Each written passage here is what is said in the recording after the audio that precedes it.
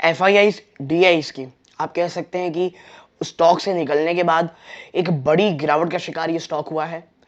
अपने ऊपरी स्तरों से अगर आप देखेंगे तो ये स्टॉक लगभग 40 to 42% के बीच की गिरावट दिखा चुका है। और देखिए ये जो गिरावट हुई है ना, आप इस बात समझिए कि इतना ज़्यादा ये स्टॉक जब बाजार में एक कह सकते हैं हम लिक्विडिटी थी, ये स्टॉक इतना ज़्यादा भागा था कि अगर आप इसको 42% गिरने के बावजूद ये स्टॉक आपको अगर आपने कह लीजिए जब ये जब लिस्ट हुआ था बाजार में, तो आपके पास 30% का प्रॉफिट आज भी होगा दोस्तों। नमस्कार दोस्तों, मेरा नाम है अमिताभ मिश्रा। आज बात करने वाला हूँ एमटा टेक्नोलॉजीज के ऊपर। देखिए ये जो कंपनी है ये अपने ऊपरी स्तरों से 40% ज़्यादा करेक्ट हो चुकी है। अब निवेशकों के दिमाग में ये सवाल चल रहा है कि क्या ये बहुत ही ज़्यादा अच्छा समय है स्टॉक में एंट्री लेने का फॉर अ लॉन्गर टर्म। तो उनके लिए मैं पहले एक चीज़ बता दूं कि देखिए बाजार अभी वीक है। लास्ट टाइम जो यूएसए का बाजार है वो 3% से ज़्यादा टूट करके बंद हुआ है और बातें ये कही जा रही हैं कि भाई हाँ, जो गिरावट है ये बड़ी ज़्यादा हो सकती है, सीवियर हो सकती है, यूएसए में रिसेशन की बातें हो रही हैं। तो इससे एक बात याद रखिएगा, जो आईटी स्टॉक्स हैं और ऐसे स्टॉक्स जो कह लीजिए टेक्नोलॉजिकल बेस्ड स्टॉक्स हैं, वहाँ पे हम गिरावट होते हुए देख सकते हैं। इसीलिए 40% से ज़्यादा गिरावट के बावजूद ये स्टॉक में गिरावट हो सकती है, लेकिन एक बता दूं उतनी नहीं होगी जितनी अन्य स्टॉक में होगी, क्योंकि ऑलरेडी बहुत ज़्यादा करेक्ट ये हो चुका है। और लॉन्ग टर्म की अगर प्रोस्पेक्टस है तो उसमें एंट्री ज़रूर की जा सकती है दोस्तों। तो आज के इस वीडियो में आपके एनालिसिस करूंगा कि थोड़ा सा आपको इसकी वेबसाइट दिखाऊंगा और आप देखिएगा इसकी वेबसाइट कितनी शानदार है।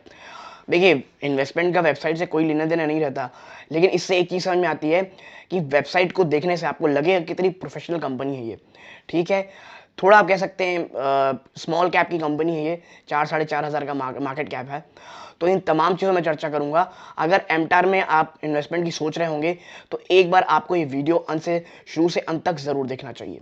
तो आपको मैं अब सीधा लेके चलता हूं दोस्तों इसकी की वेबसाइट की तरफ कि इसकी वेबसाइट कैसी है। तो देखिए आप देखें, ये है इसकी वेबसाइट, अल्टीमेट शो है दोस्तों। देखिए बहुत ज़्यादा sleek, smooth.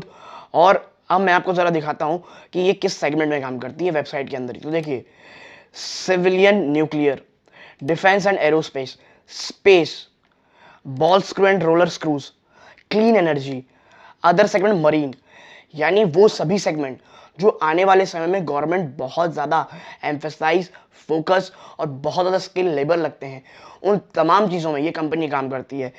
Civil and nuclear, हमें क्लीन एनर्जी चाहिए दोस्तों, और भारत सरकार न्यूक्लियर एनर्जी में बहुत ज़्यादा फोकस, न्यूक्लियर प्लांट में बहुत ज़्यादा फोकस करने वाली है। डिफेंस एरोस्पेस, आपको पता ही है भारत जो हमारी भारत सरकार है करेंटली, वो make in India initiative, defence में जो इंपोर्ट है उन्हें बहुत ज़्यादा कम करना चाहती है।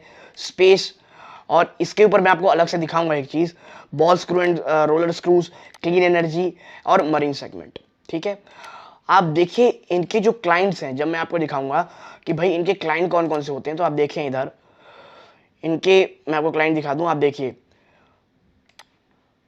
ब्लूम एनर्जी, ठीक है, ISRO, HAL Hindustan Aeronautics limited, आप देखिए राफेल, ठीक है, आप देखिए एल्बिट सिस्टम्स, यानी भारत डायनामिक्स, यानी तमाम बड़ी कंपनीज दोस्तों जो डिफेंस सेक्टर में, जो क्लीन एनर्जी सेक्टर में, वो सभी इनकी क्लाइंट्स हैं।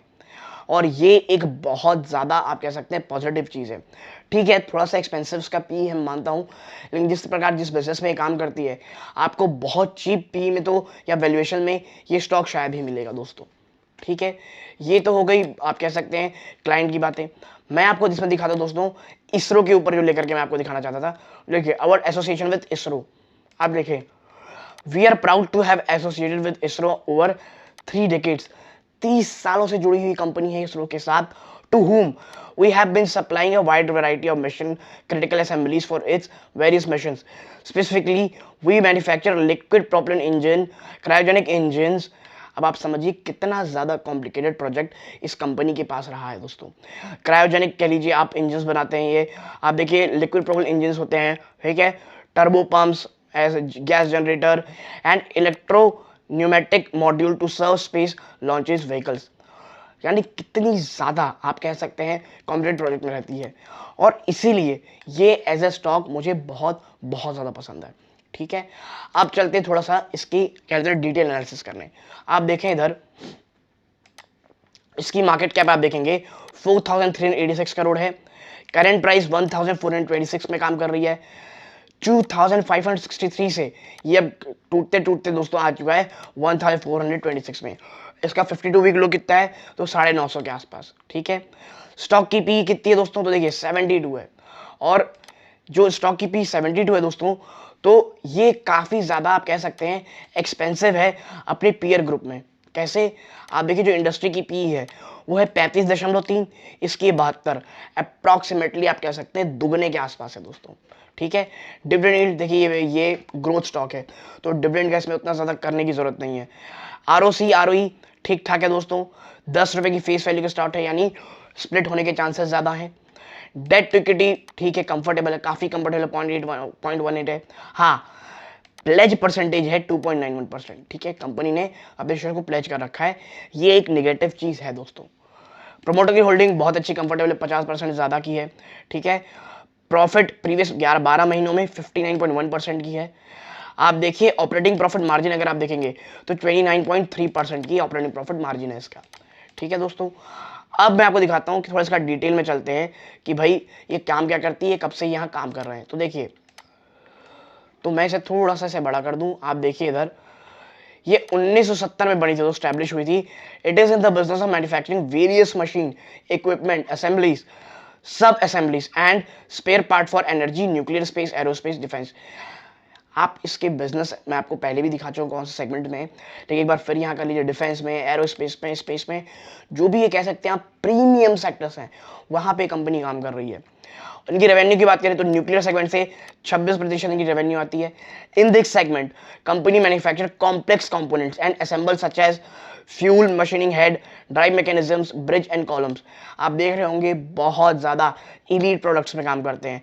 स्पेस और डिफेंस से 21% इनके रेवेन्यू आते हैं। क्लीन एनर्जी से 50% रेवेन्यू, समझिए 50% रेवेन्यू की क्लीन एनर्जी से आती है। ठीक है, और देखिए यही कारण है कि अच्छा खासा आप कह सकते हैं डाइवर्सिफाइड इनके पास बिजनेस है। ठीक है, और अगर हम और नीचे जाएं और ज्योग्राफिकल स्प्लिट देखिए तो आप देखेंगे, आप पाएंगे दैट फाइनेंशियल 21 में domestic sale accounted for 45% revenue and export accounted for 55%, यानी डोमेस्टिक और एक्सपोर्ट में दोनों में ही इनका बिजनेस है दोस्तों। ऑर्डर बुक की अगर बात करें 31 मार्च 2021 की बात करेंगे तो company has an order book of 416 crore, ये काफी पुराना हो चुका है दोस्तों। ठीक है, और बात करेंगे नोटेबल प्रोजेक्ट्स की, मैं आपको इनके नोटेबल प्रोजेक्ट्स अगर दिखाऊं 1 सेकंड, अगर नोटेबल प्रोजेक्ट्स की अगर हम बात करें तो मैं आपको बता दूं, आप देखिए supplied engine for the PSLV C25 which launch the Mars orbiter mission, यानी मार्स ऑर्बिटर मिशन में भी इनका काम रहा है। Integral for the GSLV Mark 3 engine for Chandrayaan mission, यानी आप देखिए कितने जबरदस्त, कितने कॉम्प्लेक्स, कितने इंपॉर्टेंट मिशन में ये कोलैबोरेट किए हैं इसरो के साथ। ठीक है, क्लाइंट्स की अगर बात करें लाइज एमएनसी में Bloom Energy, Albert, Rafael. Government department की बात करें ISRO, DRDO, Indira Gandhi Centre for Atomic Research, Indian companies HAL Hindustan Aeronautics Limited. यानी आप देख रहे होंगे कितने बड़े बड़े, कितने आप कह सकते हैं इंपॉर्टेंट क्लाइंट्स। और देखिए यहाँ पे ना नो नॉनसेंस चलता है, जब आप बात करते हैं स्पेस की, न्यूक्लियर की, तो वहां आपको नो नॉनसेंस वर्क करना पड़ता है। कोई भी ऐसा काम, ढीला मीला काम एक बहुत बड़े प्रोजेक्ट को फेलियर कर सकता है। ठीक है, अगर हम बात करें रेवेन्यू कॉन्सेंट्रेशन रिस्क की तो देखिए ये एक पुराना डेटा है, मैं आपको बाद में कुछ दिखाऊंगा, बाद में कुछ चीज़ें बात करूंगा, ये काफ़ी ज़्यादा पुराना डेटा हो गया है। अब ज़रा बात करते हैं भाई साहब रेवेन्यू की। ठीक है, किसकी, रेवेन्यू की, माफ कीजिए रेवेन्यू नहीं, इसके बैलेंस शीट्स की। तो देखिए क्वार्टरली अगर हम रिजल्ट की बात करेंगे तो आप देखिए लगभग ये रहा मार्च 20, तो देखिए मार्च 20 में 62 करोड़ की सेल थी। ठीक है, ये बढ़ते बढ़ते सितंबर में सबसे ज़्यादा हाई मानी थी 91 करोड़ रुपीज़ का। ठीक है, जो कि अब वापस है, जो अभी मार्च का क्वार्टर गया दोस्तों, फिनोमिनल सेल्स इन्होंने प्रोड्यूस की है 99 करोड़ की। और देखिए ये कोई छोटा मोटा जंप नहीं है, अगर आप देखेंगे ईयर ऑन ईयर जंप देखेंगे ना इस कंपनी का, आप देखें year on year sales growth देखेंगे तो 42.54% है दोस्तों year on year, which is phenomenal. खर्चों की बात करें 47 करोड़ से बढ़ करके 71 करोड़ हो गया है। और बात करें अगर इनके परसेंटेज में कि भाई ये कितना ज़्यादा इसमें बढ़ोतरी हुई है, तो मैं आपको दिखा दूं, ये देखें मटेरियल कॉस्ट की बात कीजिएगा तो 35.15% से बढ़ करके ये 38.82% होगी। हाँ, एम्प्लॉय कॉस्ट आप कह सकते हैं ऑलमोस्ट सेम है 2020 से। बीच में ये बढ़ते बढ़ते कुछ 29% हुआ था, लेकिन अब वो वापस से घट के 21.23% हो गया है, which is also a great sign. ठीक है, और ऑपरेटिंग प्रॉफिट मार्जिन आप देखेंगे तो एक हेल्दी 29-28% में काम करता है ये, यानी अबव ऑन एन एवरेज देखेंगे तो काफ़ी ऊपर ये काम कर रहा है। ठीक, और अगर मैं आपको एग्जैक्टली बताऊं ऑपरेटिंग प्रॉफिट मार्जिन, तो आप देखिए ऑन एन एवरेज 29.3% में ये काम कर रही है company, which is in my eyes it's phenomenal. ठीक है बात अगर आगे लेके चले प्रॉफिट एंड लॉस की, तो देखिए कंपनी की सेल एक्सपेंस देख लिया आपने, नेट प्रॉफिट आप देखें जहां ये लॉस मेकिंग कंपनी थी मार्च 2011 में, वो बढ़ बढ़ के देखिए आज मार्च में 2022 में माफ कीजिएगा 61 करोड़, यानी जबरदस्त जंप नेट प्रॉफिट में। ठीक है, अब अगर हम बात करें इनकी बैलेंस शीट की, तो देखिए रिजर्व कितने इनके पास 489 करोड़ के इनके पास रिजर्व है, और बोरोइंग इनके सामने 96 करोड़, यानी बहुत ज्यादा कंफर्ट लेवल में है ये दोस्तों, क्योंकि एक कैश इनरिच कंपनी है ये। ठीक है, बात करूंगा मैं थोड़ी शेयर होल्डिंग पैटर्न्स की, तो देखिए प्रमोटर ने ना 50.26% रहा है। हाँ, एफआईआई ने सेल किया है, ऐसा क्यों मैं कह रहा था, ये भले ही आपको बहुत बड़ा दिख रहा हो 6.19%, लेकिन मैं आपको दिखाता हूं कि थोड़ी इसमें बिकवाली भी हुई है दोस्तों। देखिए ये यहाँ पे ये हुआ 1.24%, ये कांस्टेंट रहा, और बीएनबी प्रीबास ने अचानक से यहाँ एंट्री की हुई है। ठीक है, तो और एफआईआई ने भी इससे माल काफ़ी ज़्यादा निकाला है दोस्तों। ठीक है, और अब अगर हम बात करें, मैं इसका डेटा ला नहीं पाया हूँ, मैं आपको जब वीडियो कहते हैं अंत में इसमें ऐड ऑन कर दूंगा। ठीक है, डीआईएस की बात करेंगे तो आप देखिए डीआईएस ने यहाँ माल सेल किया है 23.8% से घट के 23.4% कर लिया है, और पब्लिक ने अपना माल कह सकते हैं आपको बहुत ज़्यादा जोर से घटाया है, विच इज़ वेरी गुड। ठीक है, और अब अगर हम बात करते हैं भाई एफआईएस में कोई बड़े हैं क्या इन्वेस्टर, तो देखिए पब्लिक में देखेंगे तो मुकुल महावीर अग्रवाल जी हैं, मुकुल अग्रवाल जी, उन्होंने अपनी जो होल्डिंग है 1.30 से घटा के 1.14% कर दी है। ठीक है, सॉलिडिस एडवाइजर एलपी ने क्या बात करेंगे तो इन्होंने भी अपनी जो कह सकते हैं आप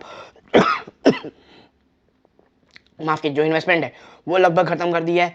और ये पहले वाले भी एडवाइजर जो है यहाँ पे अगर आप देखेंगे, ये मैं आपको दिखा दूं फैम्बुहुर, तो एडवाइजर ये भी अपनी स्टेक को 8.4% से घटा के 1% कर दिए है। ठीक है, तो देखिए सेल हुआ है, लेकिन कंपनी बहुत ज़्यादा अच्छी है। ठीक है दोस्तों, ऐसे सेक्टर्स में काम कर रही है जो आने वाले समय में बहुत बहुत ज़्यादा आप कह सकते हैं कि ये कंपनी बहुत ज़्यादा फोकस में रहने वाला है। गवर्नमेंट भारत सरकार है उसके वो रडार में ये कंपनी है। और अगर मैं आपको एक और चीज़ दिखाऊं कि ये कंपनी अभी एक्विजिशंस में भी काफ़ी ध्यान दे रही है, तो देखिए इस कंपनी ने अभी अभी दोस्तों उन्होंने एक एरोस्पेस और डिफेंस एमएसएमई को एरोस्पेस और डिफेंस एमएसएमई को खरीदा है लगभग 9 करोड़ रुपए में, जिसका नाम है दोस्तों जीपी।